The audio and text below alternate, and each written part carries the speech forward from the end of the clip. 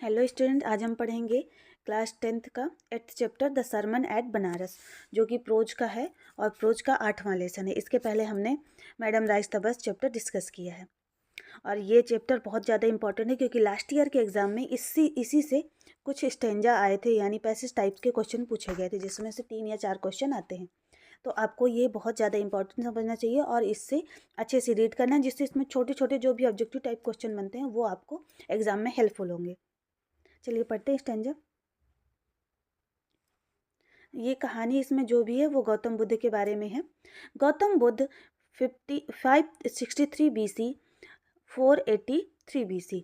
BC का मतलब होता है बिफोर क्राइस्ट। गौतम बुद्ध जो 1563 से 483 ईसा पूर्व के बीच में, जिनका जन्म या मृत्यु हुई थी।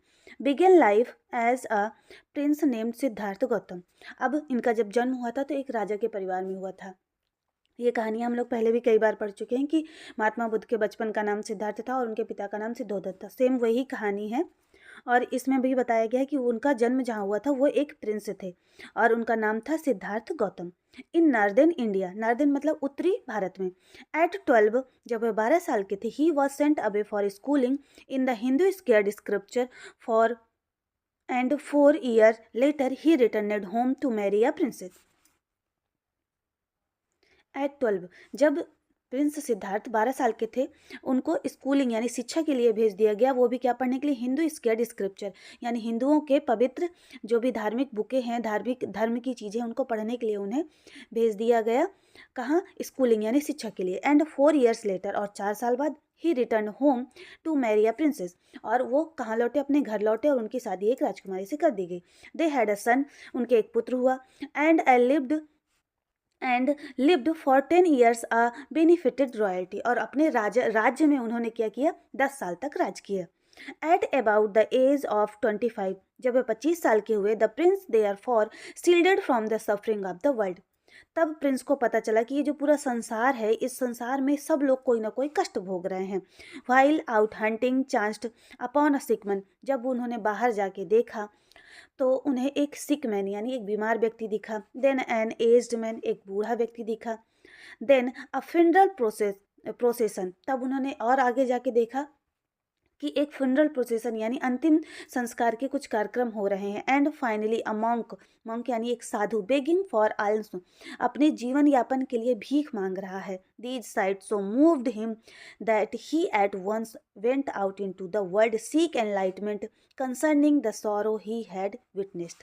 अब इन्होंने ये जो कुछ भी देखा, इससे इनका पूरा मन संसार से हट गया और वो जीवन में ज्ञान की खोज के लिए निकल गए, जिसमें हिंदू भाषा में जिसको कहते हैं मोक्ष की प्राप्ति के लिए निकल गए, कि इस जीवन में कुछ नहीं रखा है, ये ज़िंदगी सिर्फ और सिर्फ कष्टों से भरी है। तो ये सब देखने के बाद उनका मन पूरी तरह से वहाँ से हट गया और वो पूरे ज्ञान की एनलाइटमेंट यानी ज्ञान की खोज के लिए पूरी संसारिक चीज़ों को छोड़कर निकल गए। कंसर्निंग सॉरो ही हैड बिटनेस, और उन्होंने जो भी दुख देखा था, जो उनके सामने उन्होंने जो दुख देखा था, उस दुख से बाहर निकलने के रास्ते खोजने के लिए निकल गए। ही वंडर्ड फॉर 7 ईयर्स। अब ये एक इम्पॉर्टेंट क्वेश्चन बनता है कि कितने साल वो भटकते रहे गौतम बुद्ध? तो वह 7 साल तक इधर उधर भटकते रहे। And finally set down under a people tree. Second important question है कि किस पेड़ के नीचे उनको ज्ञान की प्राप्ति हुई थी? तो वह है peepal tree. Where he vowed to stay, जहाँ वो रुके। अंटिल एनलाइटमेंट कम, जब तक उनको ज्ञान की प्राप्ति नहीं हो गई। तो पहला इंपॉर्टेंट क्वेश्चन था कितने साल तक वो भटकते रहे? 7 साल तक। और उनको ज्ञान की प्राप्ति कहाँ हुई? पीपल के पेड़ के नीचे।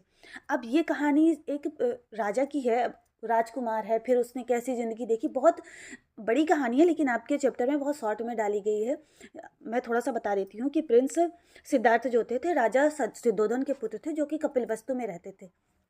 बहुत, जब इनका जन्म होना था तो इनके पिता को एक ऋषि मुनि ने आके भविष्यवाणी की थी कि आपका बेटा वैरागी बन जाएगा, वो राजपाट नहीं संभालेगा। अब चूंकि प्रिंस जो राजकुमार सिद्धोधन थे, उनका एक ही अकेला वारिस था, तो उनको लगा कि अगर मेरा बेटा ही नहीं राज संभालेगा तो इतने बड़े राजपाट का मैं क्या करूँगा। तो उन्होंने क्या किया, छोटी सी उम्र में उनकी शादी कर दी। उनको सारी सुख सुविधाएं घर के अंदर ही दी गई, कभी वो घर से बाहर यानी उस महल से बाहर निकले ही नहीं। और जब भी वो बाहर निकलते थे तो सारी ऐसी चीज़ें जिन्हें वो देखकर उनका मन बाद में दुख हुआ, ये सारी चीज़ें उन्हें हटा दी जाती थी। अब एक बार ऐसा हुआ कि वो देखने गए, और देखने कैसे गए, रात में अपने साथी के साथ बाहर निकले प्रिंस सिद्धार्थ। अब उनको ये सारी चीज़ें नज़र पड़ गई, फिर उन्होंने इन सब चीज़ों के बारे में जानकारी ली, और एट लास्ट वही हुआ कि उन्होंने अपना घर छोड़ दिया, क्योंकि वो ज्ञानी थे। अब वो राजपाज करने के लिए नहीं आए थे, वो सिर्फ और सिर्फ इस दुनिया में ज्ञान फैलाने के लिए आए थे। वही छोटा सा पार्ट आपके चैप्टर में डाल दिया गया है। एनलाइटेंड आफ्टर 7 years 7 days, मतलब जब उन्हें ज्ञान की प्राप्ति के 7 दिन बाद he renamed the tree of the Bodhi tree. अब ये भी क्वेश्चन एक बनता है इंपॉर्टेंट कि उनको किस पेड़ के नीचे ज्ञान की प्राप्ति हुई थी? पीपल के पेड़ के नीचे। पीपल के पेड़ का उन्होंने एक नाम रख दिया बोधि ट्री, जिसका मतलब होता है tree of wisdom. Tree of wisdom मतलब ज्ञान का वृक्ष। And began to teach and to share his new understanding, और उसके बाद उन्होंने पढ़ाना, लोगों को ज्ञान देना चालू कर दिया। At that point he became known as Buddha, और फिर उनको लोग बुद्धा के नाम से जानने लगे। द अवाकनेड और एन एलाइटमेंट, द एलाइटमेंट यानी जानकार या ज्ञान का व्यक्ति। The Buddha preached his first sermon at the city of Banaras. अब नेक्स्ट क्वेश्चन बनता है कि बुद्धा ने अपना पहला ज्ञान कहाँ दिया था? बनारस में दिया था। प्रीस्ट का मतलब होता है शिक्षा। Most holy of the dipping place on the river Ganges. Ganges मतलब गंगा के किनारे सबसे पवित्र स्थान, जहाँ पर लोग जाके गंगा में डुबकी लगाते हैं। The sermon has been preserved and it is given here. Sermon मतलब जो भी ज्ञान था वो दिया गया, अब उसको सुरक्षित रखा गया है ज्ञान के नाम से। It reflects the Buddha's wisdom about one instructable kind of suffering. It reflect, यह दिखाता है कि बुद्धा के ज्ञान को, और इनक्यूरेटेबल काइंड ऑफ सफरिंग मतलब ऐसी कोई चीज़ जिसको आप समझ नहीं सकते हो, उन्होंने कितना कष्ट सहा है, वो सारी चीज़ें ये सब दिखाती हैं। अब इसमें एक कहानी और आती है कीसा गौतमी की। कीसा Gautami had only son.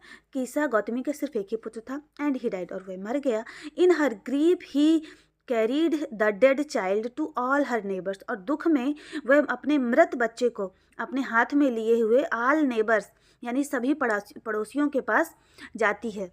Asking them for medicine, और उनसे दवाई मांगती है। एंड द पीपल सेड, और लोग कहते हैं, she has lost her sense, the boy is dead. इसने अपना दिमाग खो दिया है क्योंकि बच्चा तो मर चुका है। At length, Kisa Gautami met a man who replied to her request.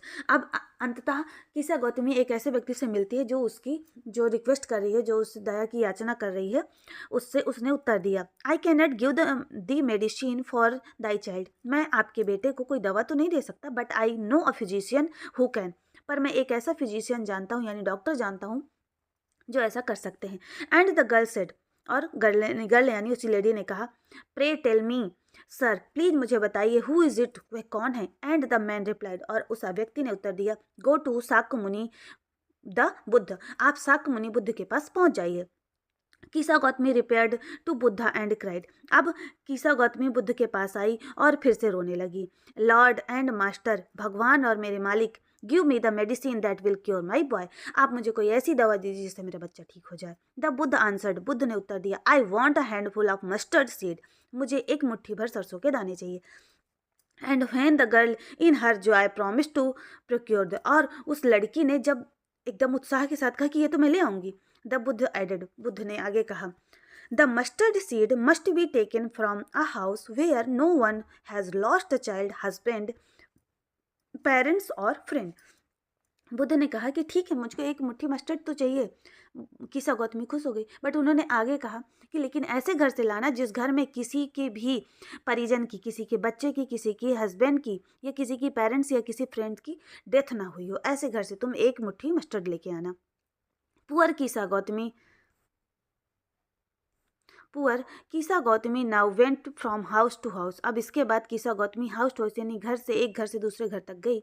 And the people pitied her and said, लोग उस पर दया दिखाते और कहते, हियर इज मस्टर्ड, सरसों तो हैं, सरसों के दाने तो हैं, टेक इट, ले जाओ। बट व्हेन शी आस्क्ड, जब वह लोगों से पूछती, डिड अ सन और डॉटर, क्या कोई बेटा या बेटी, अ फादर और मदर, माता या पिता, डाई इन योर फैमिली, क्या आपके परिवार में खत्म हुए हैं? दे आंसर्ड हर, और वे उत्तर देते थे, एलास, बड़ा दुख हुआ, द लिविंग आर फ्यू, जीवित ही कुछ हैं, but the dead are many, लेकिन मृत तो बहुत लोग हैं। Do not remind us our deepest grief, आप हमें हमारे उस दुख को याद मत दिलाइए। And there was no house but some beloved one had died in it, ऐसा कोई घर नहीं है जिस घर में किसी का कोई प्यारा, किसी का कोई माता पिता, भाई बहन या दोस्त खत्म ना हुए हों या मरे ना हो, उन सब के घर में ये दुख है। Kisa Gautami become weary and hopeless, Kisa Gautami बहुत ज़्यादा चिंतित और उम्मीद रहित हो गई। And sat down at the wayside watching the lights of the city, और रोड के किनारे बैठ गई और पूरे शहर की लाइटों को देखने लगी। As they flickered up were extinguished again, वे लाइटें जलती थी, फड़फड़ाती थीं और बुझ जाती थीं, मतलब थक जाती थीं। At last the darkness in of the night reigned everywhere, और अंत में क्या हुआ, चारों तरफ अंधेरा ही अंधेरा फैल गया। And she considered the fate of man, और वहाँ से उसने पता लगाया कि मनुष्य का भाग्य क्या है। And that there life flickers up are extinguished again, कि मनुष्य का जीवन जलता है और एक न एक दिन फड़फड़ाकर बुझ जाता है। And she thought to herself, और अपने मन में सोचने लगी, how selfish I am in my grief, मैं अपने दुख में कितनी ज़्यादा स्वार्थी हो गई। Death is common to all, मौत तो सबको आनी है। At this valley of desolation there is path, इस डिसोलेशन मतलब इस अलगाव की घाटी में, मतलब ये जो पृथ्वी है ये अलगाव की घाटी है। There is a path that leads him to immortality who has surrender all selfishness, इस अलगाव की दुनिया में सिर्फ एक ही चीज़ है जो हमें अमर बना सकती है, वो क्या है, हमारी selfishness.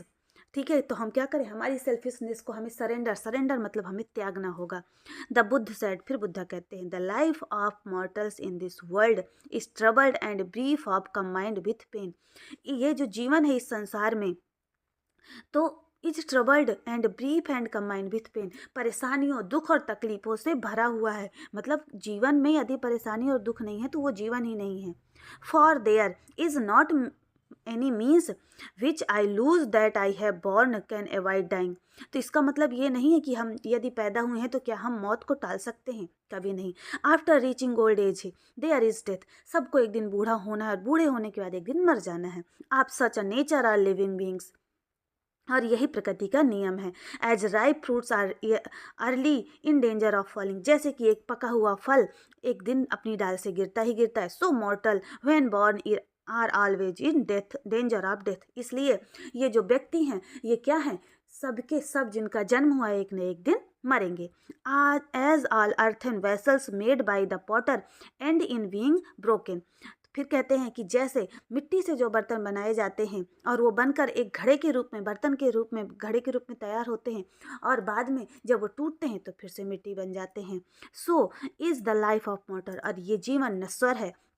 Both young and adult, पूरे जवान या बुजुर्ग, both those who are fools and those who are wise, चाहे वो फूल्स यानी मूर्ख हो चाहे वो बुद्धिमान हो, all fall into the power of death, सभी एक न एक दिन मृत्यु के पावर में दब जाते हैं। All are subject to death, सबकी मौत तय है, मतलब कोई भी ऐसा व्यक्ति नहीं है जो जिंदा रह सकेगा इस धरती पर आने के बाद, जो भी चीज़ बनी है एक न एक दिन उसका अंत तय है।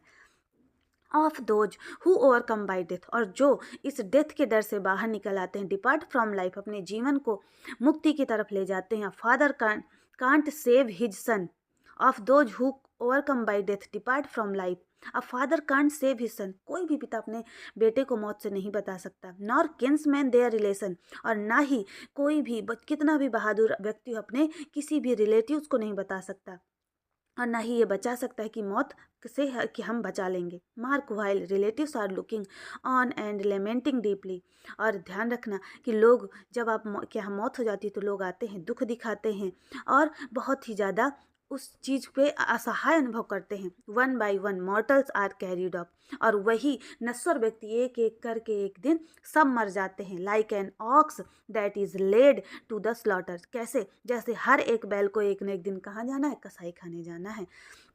So the world is afflicted with death and decay, तो ये जो पूरा संसार है ये प्रभावित है पूरे के पूरे डेथ यानी मौत से, डिके यानी नष्ट से, एक न एक दिन ये संसार मरेगा और सब कुछ नष्ट होना तय है। Therefore the wise do not grieve knowing the turns of the world, इसलिए जो बुद्धिमान है इस संसार के नियम को जानते हैं वो कभी भी किसी चीज़ के खोने का दुख नहीं मनाते हैं। Not from weeping nor for grieving will any one obtain peace of mind, ना किसी के लिए रोना, ना किसी के लिए दुख करना, सिर्फ वो अपने दिमाग की शांति पर ध्यान देते हैं। On the contrary his pain will be the greater, और जब हम किसी चीज़ के लिए बहुत ज़्यादा रोते हैं, दुख दिखाते हैं, तो क्या होता है, his pain will be the greater and his body will suffer.